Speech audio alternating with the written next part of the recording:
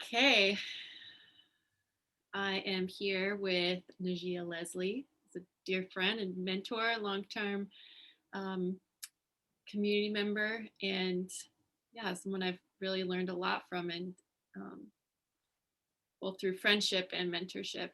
And I've asked you to be here as our inaugural conversation, community conversation for the Sanctuary Northwest.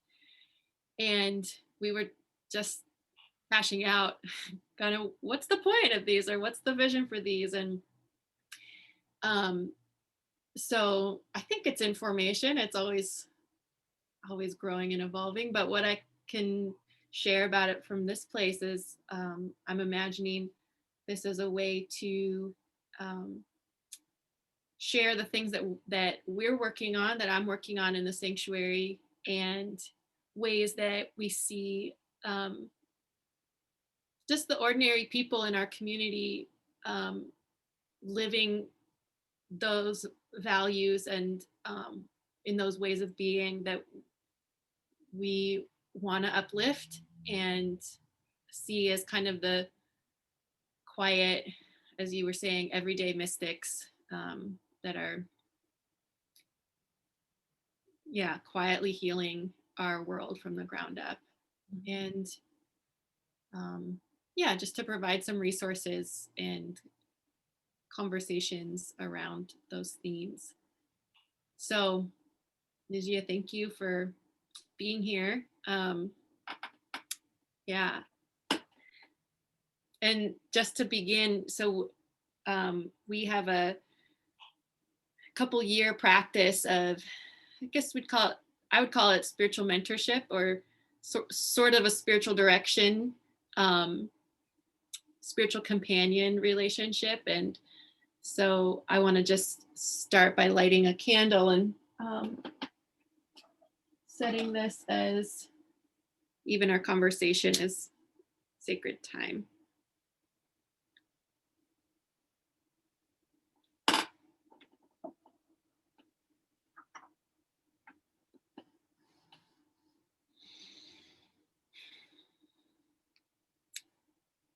So your parents? Are those your parents in the these photo? are these are my grandparents on both sides, actually. So it's my little ancestor altar. So our ancestors are here. And my grandmother and great grandmother's pictures are right here too. Yeah, awesome. Welcome to the ancestors as well. Yeah. So maybe I can say a little bit about our relationship and what I know about you, and then you can speak to some of that, and then we'll go into some questions. Great. Okay. Well, yeah, as I was saying, so Najeea, you've been my spiritual conversation partner for the last couple years, and the gifts I've really received from you are your wisdom from the yogic tradition and Taoist healing practices, particularly the depth of practice with the feminine, with the yin essence. I'm remembering, when I hurt my back several years ago and I came to slow yoga, and it was all I could do. And then I realized it was all I should have been doing up to that point. And yeah, I think I have looked to you as an elder. I have felt your presence in our community as an elder, as someone who is anchoring wisdom in a quiet way,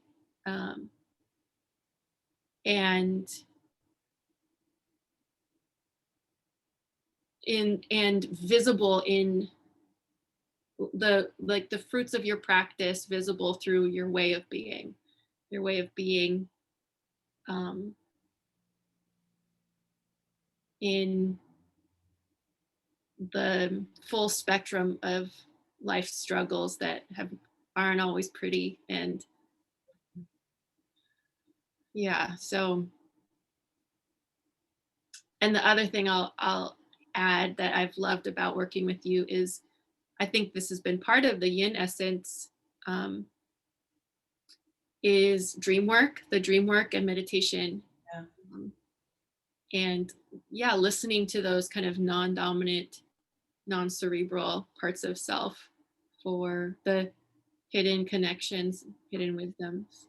So, so welcome. And Thank you. Thank yeah, you for the acknowledgement. And it's been a great joy in my life. Our relationship has been a great joy. And it's a rare blessing to have someone to have this kind of conversation with.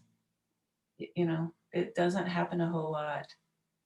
I just was thinking that Rumi speaks about this in the Sufi tradition of spiritual companionship, and I think it's called Shobat. I think that's the pronunciation, and it's it is. Um, I feel what we have, um, and it's really wonderful. So. yeah, I agree. Well, maybe I'll begin by just asking, what does your spiritual practice look like right now?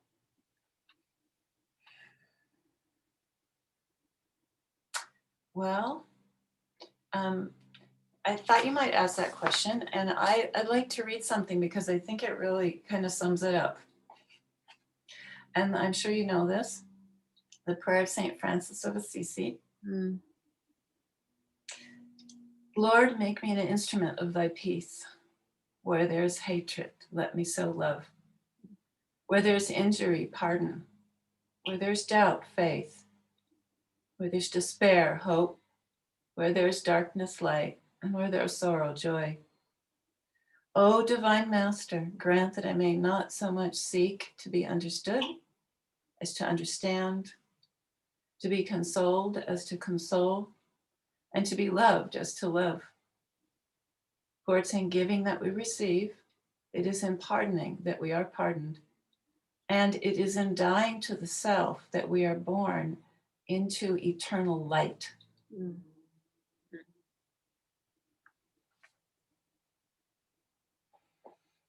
So I'd say the essence of my spiritual practice is trying to live as best I can as an instrument of peace and mm, as a vessel or a conduit or a portal or whatever for God's light and love to come into the world more and more. mhm. Well, that sounds easy enough. Well, not yet, not so easy, but simple. But I don't know if you were really talking more about practices that I'm doing, but you know, this is sort of my guiding. This is my guidance here. I mean, I say this prayer every single day when I get up. Mm, Have a little ritual around it, and um, I've been doing it for a few years now. And you know, each one of those lines, you know, where there's hatred, let me so love. Where there's injury, you know, I'm looking inside myself, you know, and I'm recognizing that, you know, I'm trying to sow love in myself where there's hatred, where there's, you know, fear, where there's despair. Um, and I also think about how my actions in the world sow those seeds, mhm, um, you know, in the people around me. And I do feel more and more every day as we watch the world doing, you know, the things happening in the world that are happening. Um, it's more and more important that people like you and I, and everybody for that matter, can begin to see another way of living mhm, in the world. mhm, So, so that's what my practice is about. what it looks like is a lot of contemplation, a lot of self-inquiry, a lot of breathing, meditation, listening to dreams, walking, you know, um, just really holding my relationship with the earth, trying to, just more and more live that, and slowly coming to see little by little how that is, what that is. I think the challenge, these are simple things, but like you said, like, maybe not so easy. I think the challenge in it, of course, is the way that our minds are so conditioned to all the negativity and all the anxiety and all that. That makes it really hard, or challenging, because you don't really get a break from that. I Yeah. mean, that's, I don't know. Maybe people reach a point where that's a little bit less powerful, but the other thing that makes it sort of interesting, and I don't know if I'd say challenging, but requires a lot of patience, is that these are subtle things. Yeah. That, we're so conditioned to things being so gross and so black and white and so tangible that, it's real easy to miss a moment of really feeling in united with the earth or connected with the earth in a loving way with her. Hmm. Very easy to miss those moments. They're so subtle. So part of it has been for me more and more refining my capacity to perceive, you know, God's love, if you will, God's light in the world, and then to just keep turning towards it. This came to me, like, I don't know, a week or so ago when I was really despairing. I don't know, maybe it was, as all these things have been happening, and something came through to me, and it just came to my mind. Just keep turning towards the light. Just keep looking towards the light. And I mean, that's a simple thing to say, and maybe it's sort of cliche, but to really do that, like, what does that mean? How can I keep turning towards the light? You know, and especially when things look really dark. Yeah.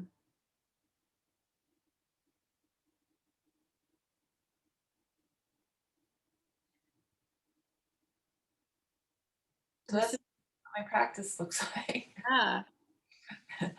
There's some asana and stuff like that too, but a lot of cooking, a lot of dishes, caring for my mother Yeah. and family, and um, you know, whatever else life needs. I know we've talked a lot of times about how, especially in different seasons of life, the spiritual practice looks very boring or just very not like anything, doesn't look like much. It's not very glorious. Yeah. And actually, I think you kind of start appreciating that after a while. Yeah. It gives you a lot of space Yeah. to just keep turning towards the light. Yeah. I was struck in your prayer, in your version of the St. Francis prayer, the last couple lines that are different from how I've heard it before. And if I'm remembering it right, it's how dying to self um, returns us to eternal light, is how you said it, or something like that. And I don't know, is there anything you want to say more about that? Was that your adaptation? Um, and dying to self, is there a relationship? How would you describe what that is like for you, or what that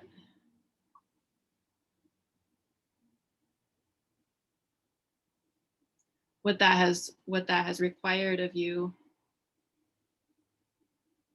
I don't know. That part of the prayer just struck me. Mhm. Um, Well, first of all, I'll just say that this prayer for me came from Eknath Easwaran, who's a yoga um, um, a teacher. Um, and so, um, and I think I have tweaked it a little bit actually, but I think that was his line, dying to the self and born into eternal light. Um, and and interestingly, in the few moments where we weren't quite ready to meet, I had this on the computer and I wanted to print it out. I've been wanting to print it out. Um, and this is just something I found online to, cut and paste. And then I realized, oh, this isn't the exact same version. So I tweaked it, right? I just did that. You're asking me about that. But so that's where it came from. And I realized, when I started looking for this and other versions I've read that wasn't necessarily a traditional version, but um, I think that um, these last lines, I mean, the whole thing has just been really potent for me. There's just it really speaks to how we have the power to bless the world around us or curse it. It's a choice that we make. Um, that's one thing. God has given us free will, mhm. and um, it's it's a pretty easy choice to make. But again, it just takes everything that you have to keep living that. But in terms of those last lines, um, it's um, to understand is to be understood. To love is to be loved, and like that. But I think dying to the self and being born into eternal light, that really is, maybe even distilling further what the practice is. In terms of the human part of it, the challenging part of it, um, I read this yesterday and it really struck me, and I think it speaks to this.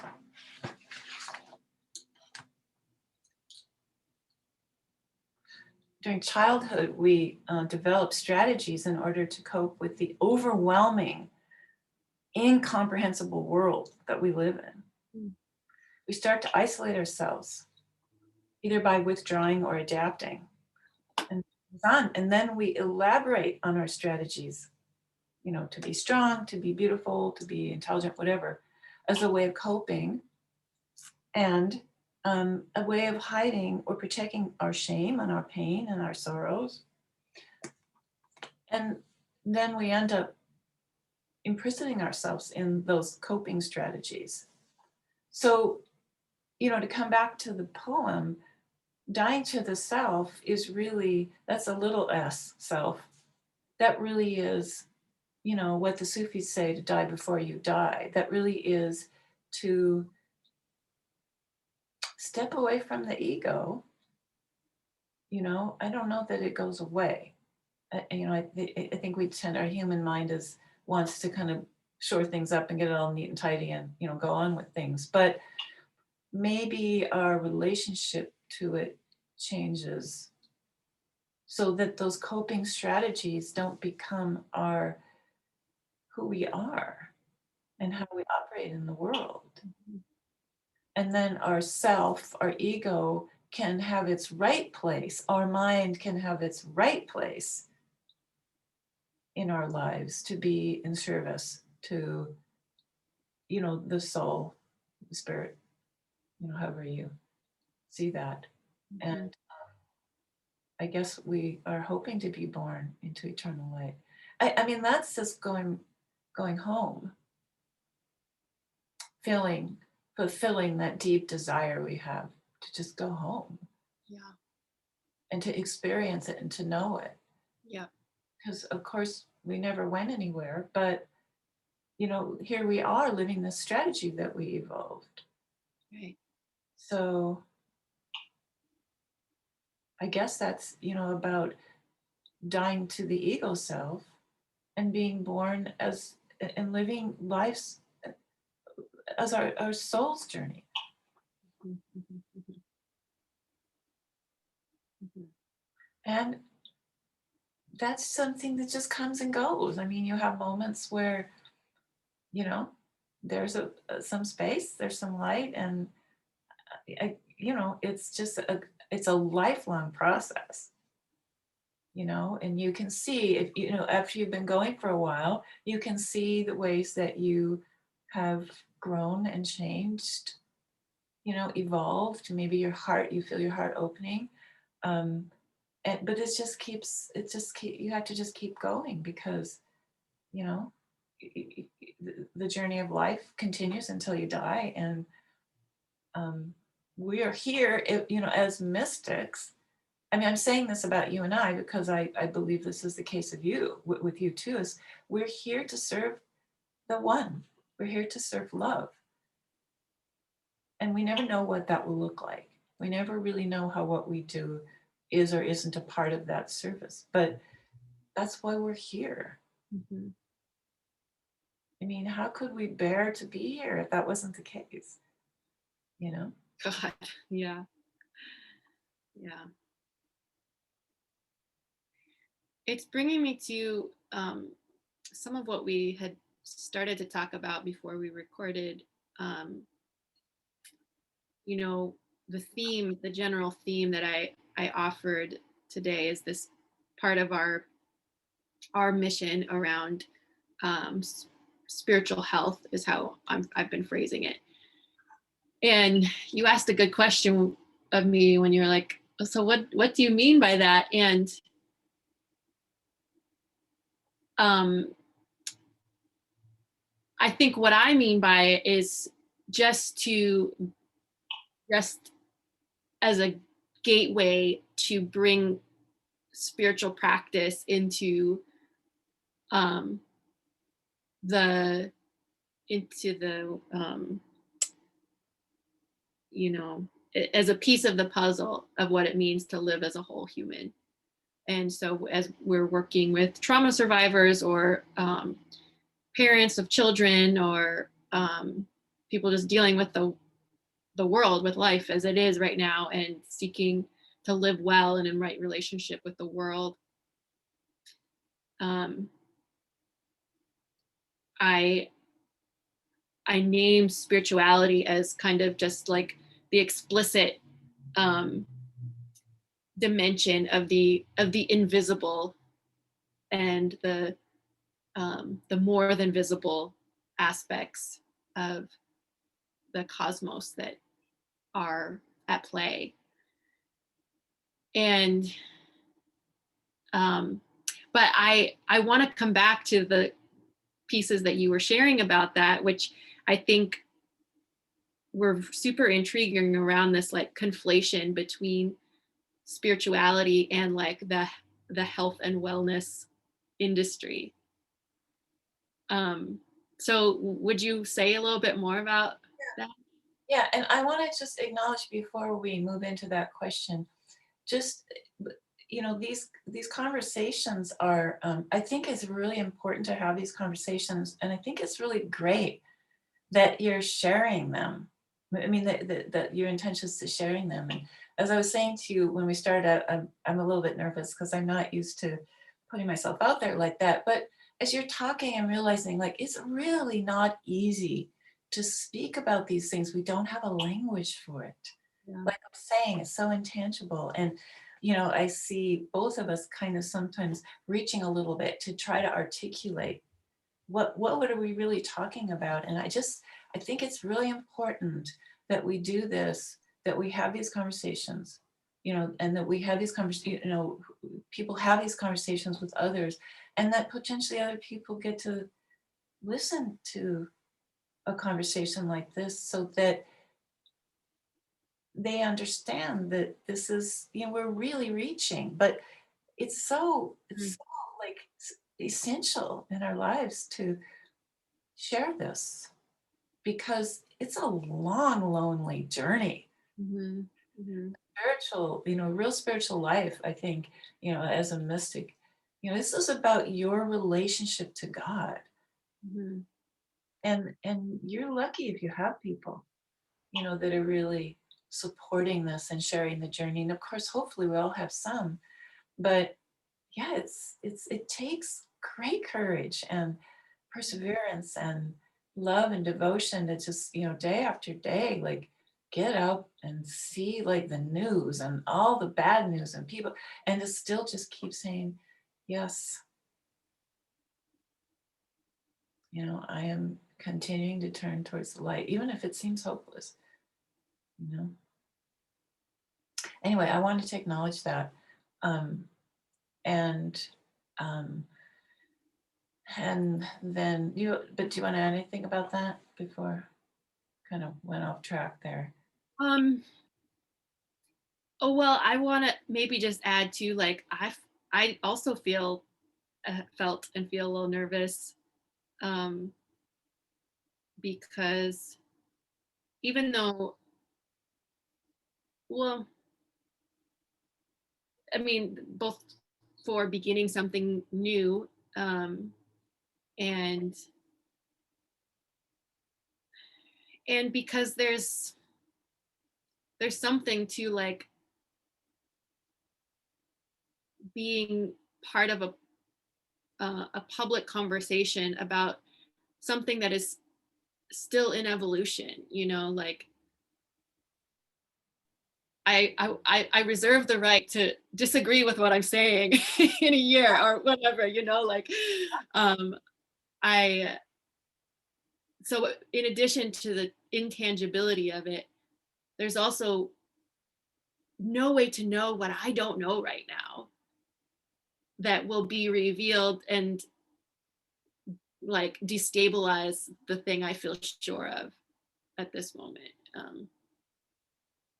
So anyway, I guess just adding to the complexity of I mean, I having a risk of having conversations like this and attempting to put words to things that are not concrete and also always shifting.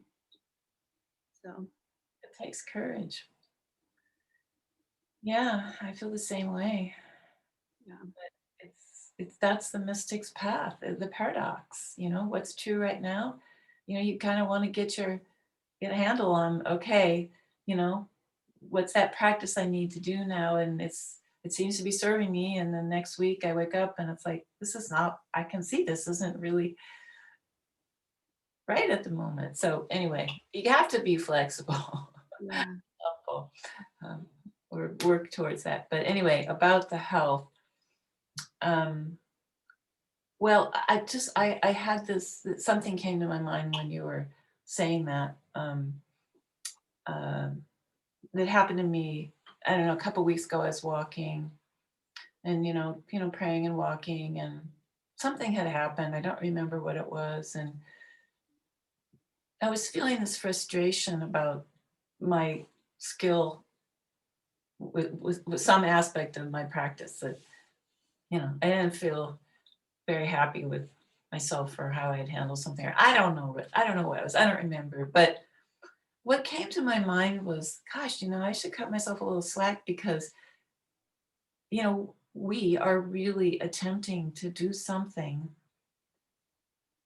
you know, immense in a world where there's a lot of momentum against the light, and that we weren't raised in a way, don't have a civilization that has educated us and groomed us in a way to be skilled at you know and what came to my mind as I was walking was images I remember, especially as a child. In the magazines there'd be um, UNICEF or whatever, pleas for money for children that were starving. You have these vivid images of these children with bulging, I mean, just heart wrenching.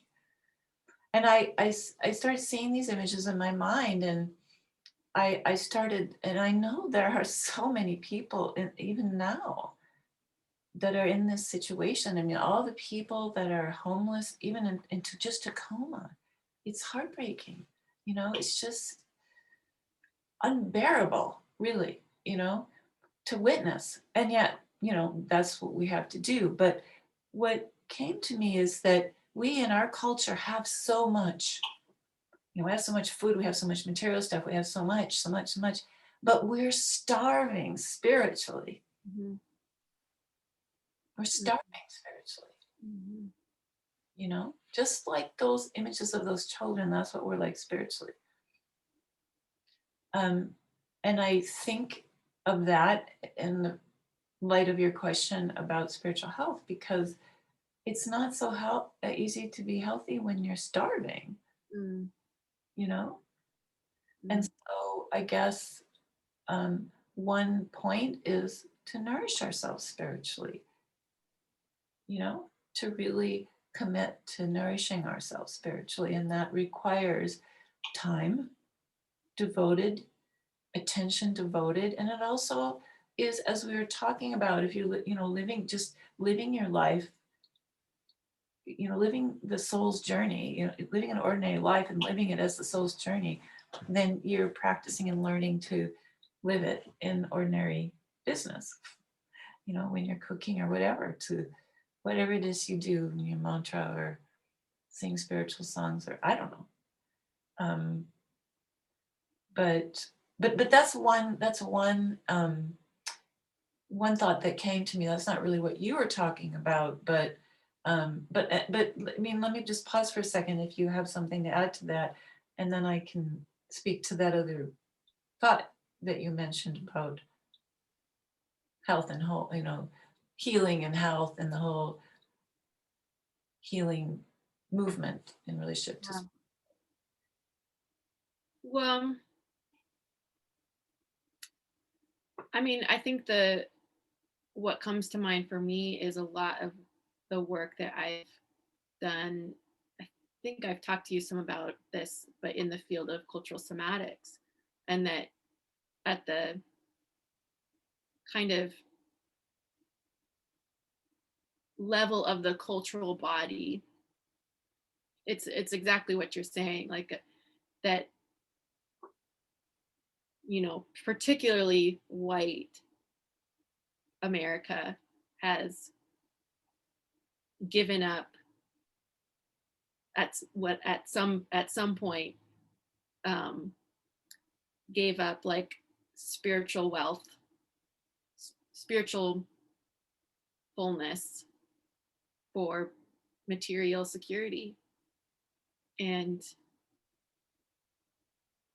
it has left this like gaping wound, or a great hungry ghost, some would say, um, that, yeah, I guess as you're phrasing it that way, it makes me wonder, is there any is there any spiritual health that's possible in a culture that is as unwell as ours, or that maybe any individual, um, spiritual health that is there is kind of just like,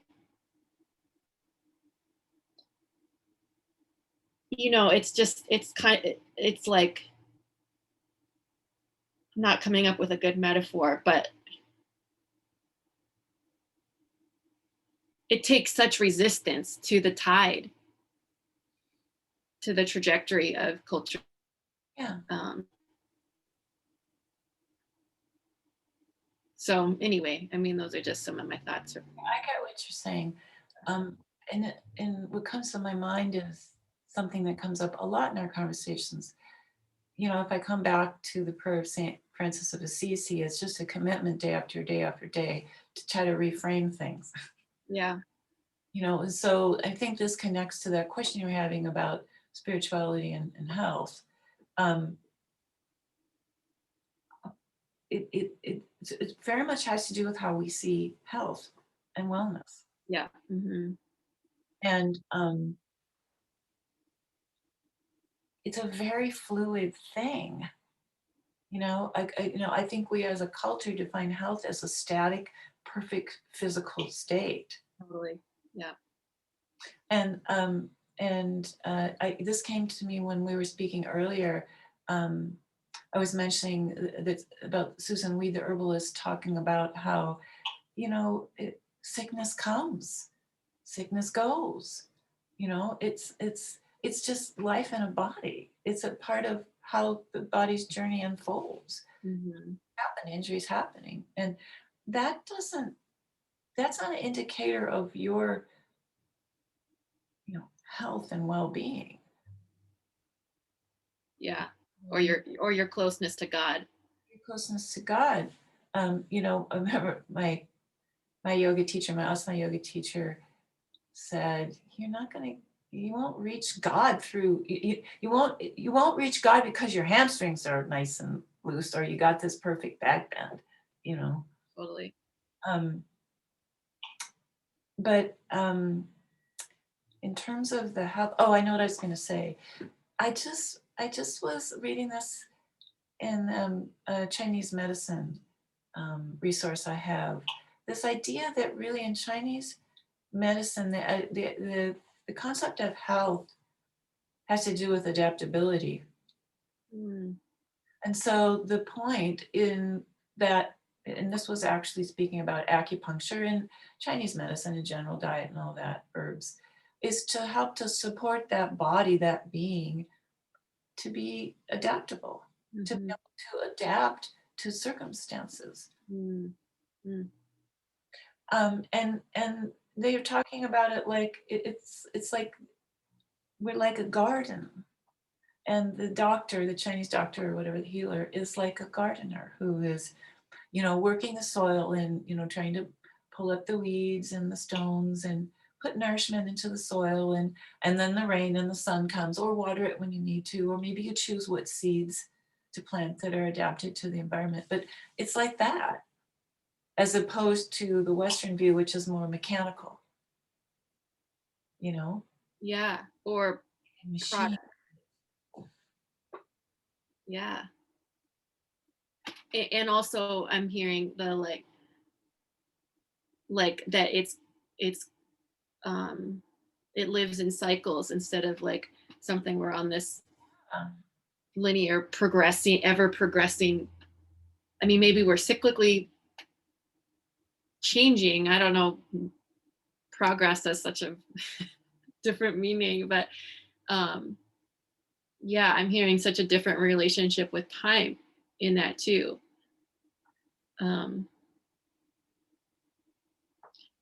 and what, like, kind of what the outcome is. That even in adaptability, what that looks like from the outside is always is not concrete. It's not, there's not a final product in that. So yeah, I mean, I hadn't really been thinking about that, even in how we phrase like spiritual health, um, as like a thing you can have versus something we're just gonna work on for and tend, like the garden, for the rest of our lives. So yeah, I mean, it does come back as usual to your intention, you know, um, and um, I mean, if your intention is to have really great physical health and be as young and flexible as possible as long as you can, that's one journey. But I don't think that's the journey that we're on. I mean, because your spiritual journey will, I think, require you to, you know, um, will require you to really face. How can I say this? That's not really helping your spiritual process. That's not your soul's journey. That's maybe your body's journey. Mm-hmm. Hard to really frame that. But for me personally, my health challenges have been an integral part of my spiritual process because it's really required me to rethink what it means, what my health is, and what it means, and what I really am about. Yeah. And it's like, I mean, the Buddha says this, the suffering, the um, Four Noble Truths, like that we will suffer, that we will be sick, and we'll be die. And I don't remember the fourth one, but if you're going to stick around for a while, you're probably going to get old and die, and you'll probably have you may get sick and die, or you may be sick at other times, or you will otherwise probably die young and healthy. Yeah. So, you know, Yeah. I mean, what I'm hearing in that is like health and wellness doesn't save you from that reality. And but perhaps, or at least how I hear you orienting, how I practice orienting in my spiritual practice is that our practice might prepare us better or bring us into a less anxious relationship with that reality. I mean, I think that's it in a nutshell. Yeah. I had an experience. I think I was in my 30s. It's the first person real close to me that died. Um, and, it was a young person, a little older than me, but it was one of my family members. And it was the first death I witnessed. Mm. And I mean, it totally, changed my perception of what death was, for one thing. I mean, it was a beautiful experience. But what I walked away with from that experience was the realization that, hey, this is my life. Mm. And comes if I'm look back and I'm not satisfied, or feeling at peace with it, that's my problem. Mm. There were a lot of things I wasn't feeling okay about myself and in my life and whatnot. Mm. That was a big wake up call. It helped me to start shifting. But I'd say that because it's like, I think that's what it's about. I mean, for me, one of the things I want most is that when I die, that I can open my arms and, you know, go with love back, Yeah. and then we have to deal with our animal, elemental urges too. I mean, the body, there are urges to survive and all that, but you can see in some other cultures, in the Tibetan culture, for instance, um, especially where they believe in reincarnation, they have a whole different perspective on death. Yeah. I saw a documentary many years ago where I know some guy was talking to this group of teenagers, Tibetan teenagers, and they're all giggly, and he said, "Are you afraid to die?" And they were like started laughing, like, "No, of course we're not afraid to die." Mm. You know? Mm. All giggling and stuff, and it was like, well, I mean, I don't really want to die, but what's to be afraid of? Mm. Wow. And I think when you see like images of, say, traditional people, elderly people in Tibet or whatever, you see, this beauty, this love radiating, this vitality, you know? And I don't think that comes from resisting aging and fear and all that stuff. Yeah. I think it has to do with their spiritual life, but also has to do with them, their relationship to the earth. And I can't understate how powerful and important our relationship to the earth is. Because when you're talking about cycles and about health and all that, I mean, this is really about, I think, our enculturation, our civilization is just hell bent on just cutting us off from our naturalness. Mhm.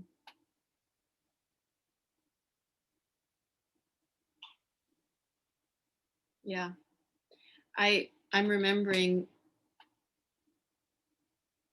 I think this was during a time when I was really struggling.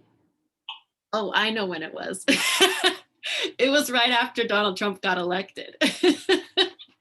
I was really struggling and really triggered in like my wounded feminine self, you know, and really like could not relate with any the like bears of the masculine in my world.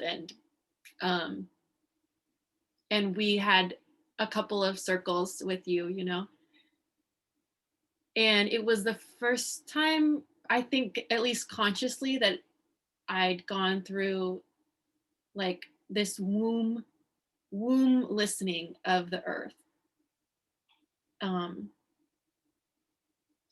or maybe there I'd done variations of it, but that time really stays with me as like, oh, my body can listen to the earth. um my body is a part of the earth. Like, i I can access something of my earth self, you know, directly.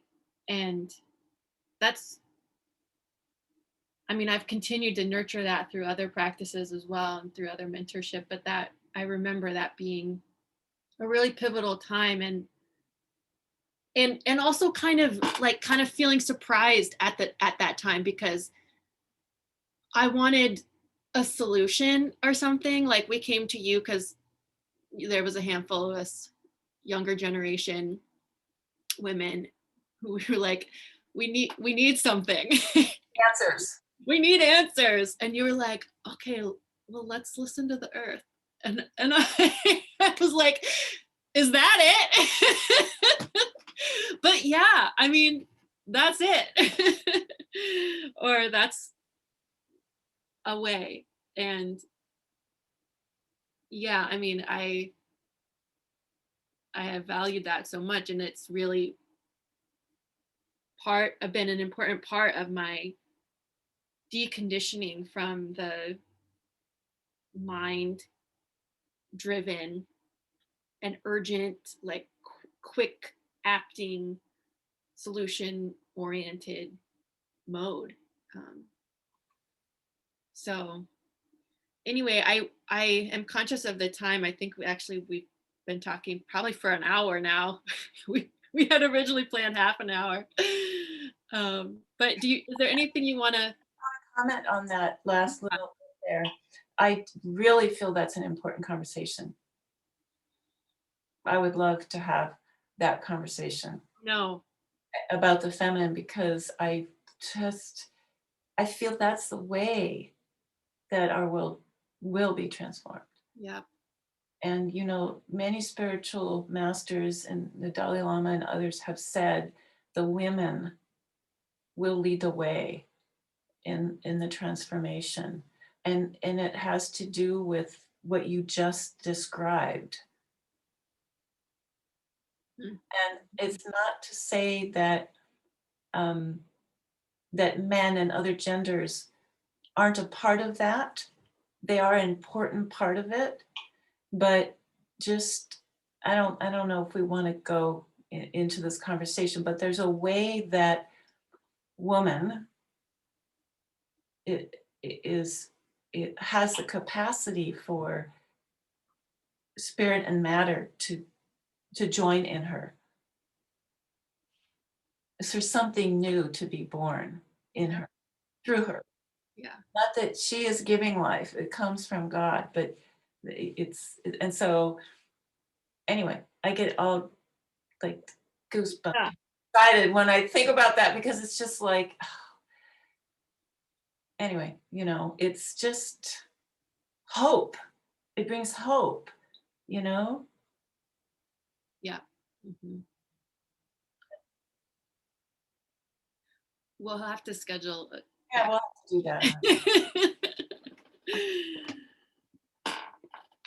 Oh my goodness. Yeah. I feel like there were several points along the way. I was like, okay, pin that for a whole nother conversation. And Yeah, and in a way, like when I think about the conversations we've been having over the years, it's like there's that thread of the mystical spiritual life, and then there's that thread of the feminine, and it's totally interwoven for us. yeah. And it is like how we are women, and we're all embodiment of the feminine, you know, whether we're biological, whatever we are. We all have that capacity, and we all need to, like, we need that in this world, you know, everybody. We need the feminine manifestation in every being, however that comes forth, Yeah. you know, because this earth is the feminine manifestation of life, Hmm. you know, and the whole dance is of, you know, Shakti and Shiva, of spirit and, you know, matter, and you know, or the manifested in whatever, you know. So that's what our conversations have been. I think that's why we are compatible, Yeah. because, you know, both of those really important threads. um, and if I may, just one more thing, what I remember from that time we're referencing is the acknowledgement of the rage Yeah. towards the patriarchy or whatever, the acknowledgement of the pain of that, and how important it is for us to, I don't know what else to say except heal that. And by that, I don't mean making anything that's wrong okay, but that we have to stop, like, turning it in on ourselves, Yeah. Yeah. Hmm. you know, and and there has to be forgiveness. And when I say forgiveness, I don't mean it's okay what somebody did or what's happening. I mean, you know, just what the prayer of St. Francis of Assisi is saying, you know, forgiveness, you know, to put it down, put it to rest, and move forward, you know, and be a vessel for that transformation. You know, any harm that's been done to us or that's being done is done from a mistaken perspective. Yeah. Yeah. Yeah. I mean, gosh, I have a lot about that. And I think I would love to have another conversation just about that. Um, but what I will say right now about it, that was really a hard lesson for me, was letting my rage be the fuel, but not the fire itself. And that in that was a different alchemical process that that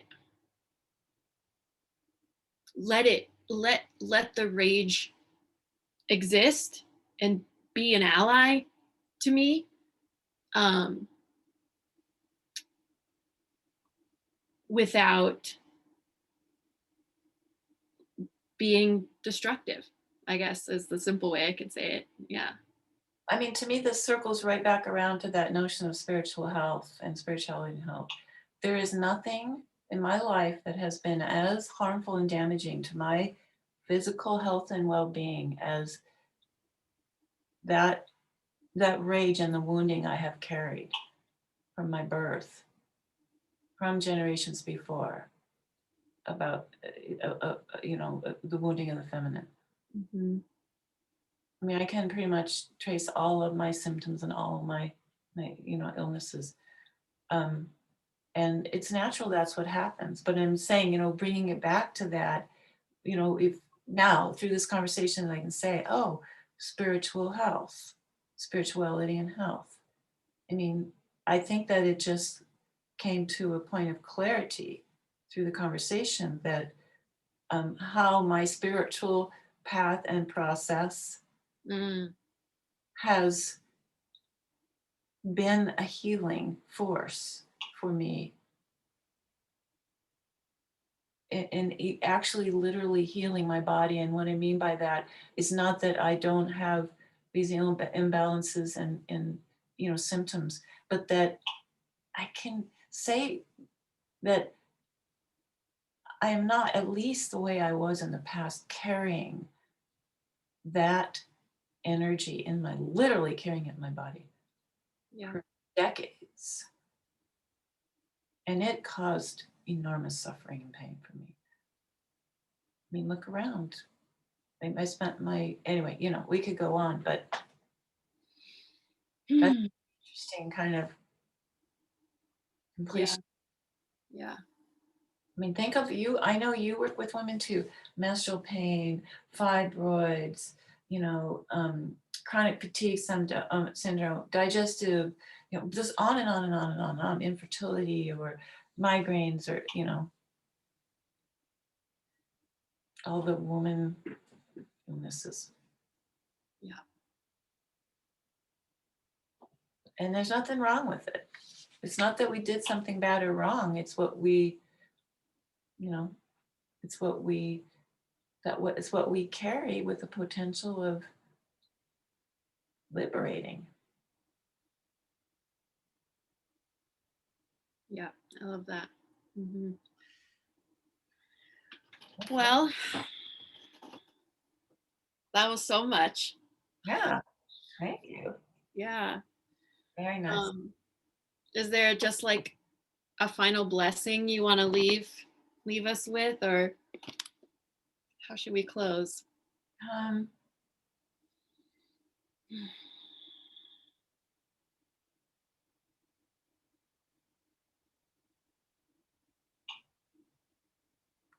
May we be at peace. May we be at peace. Yeah. May we turn towards the light. Every day. Yeah. Many times a day. And so it is. Thank you. All right. Thank you, Najeea. Thank you to the ancestors. Yes. During this time. Thank you to the earth holding us. And blessings upon everyone who will be a part of this conversation or hear these words, take these in. May they be for your well-being, for your whatever food for the journey you need.